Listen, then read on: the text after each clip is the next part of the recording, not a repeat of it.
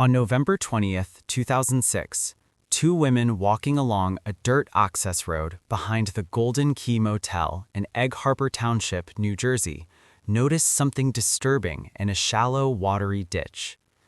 At around 3 p.m., they discovered what appeared to be human remains. Police were called immediately. What investigators found next would shock the community and haunt them for years to come. Lying face down in a marshy ditch were 4 women, all fully clothed but barefoot. Their bodies were positioned in a chillingly similar way, heads pointing east. The remains were in different stages of decomposition, suggesting the women had been killed at different times.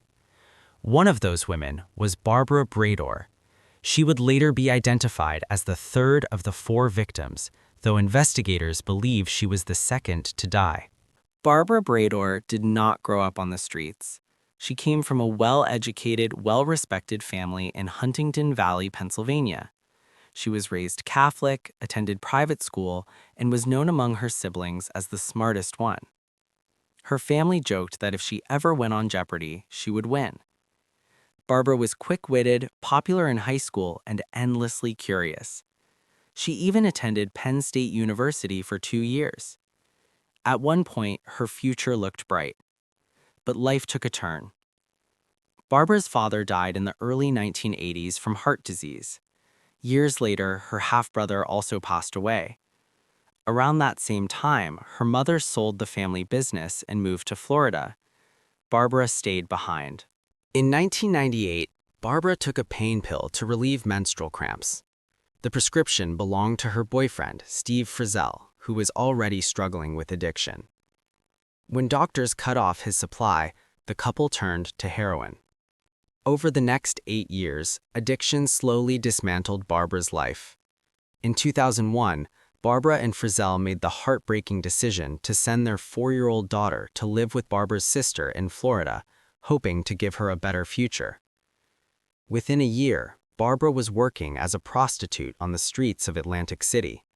Her family barely recognized the woman she had become. By 2006, Barbara was staying with a friend named Lori and Lori's father, Richard Adams, in a duplex in Ventnor, New Jersey. In exchange for a place to stay, Barbara helped with chores around the house. She was last seen leaving the duplex on October 17, 2006. No one heard from her again. Just over a month later, her body was found behind the Golden Key Motel. Barbara's remains were too decomposed for investigators to determine an exact cause of death. However, toxicology reports revealed something disturbing. Barbara had a potentially lethal dose of heroin in her system. The other victims showed similar signs. Kim Raffo and Tracy Roberts had large amounts of cocaine. Molly Dilts had alcohol in her system. This led investigators to believe the killer may have sedated the women using drugs or alcohol before killing them. Despite similarities, each victim died differently. Kim Raffo was strangled, possibly with a rope or cord. Tracy Roberts died from asphyxia, though the exact method remains unclear. Molly Dilt and Barbara Breidor's causes of death could not be determined. Authorities searched the surrounding marshes extensively, but found nothing. One man, Terry Olison, emerged as a person of interest. He had stayed at the Golden Key Motel during the time of the murders, and even reported finding a pair of boots on the motel roof. Olison provided DNA, hair samples, and passed a polygraph test. He was never charged. Years later, when the Long Island serial killer suspect Rex Hoyerman was identified, many wondered if there was a connection. Investigators compared timelines, locations, and methods.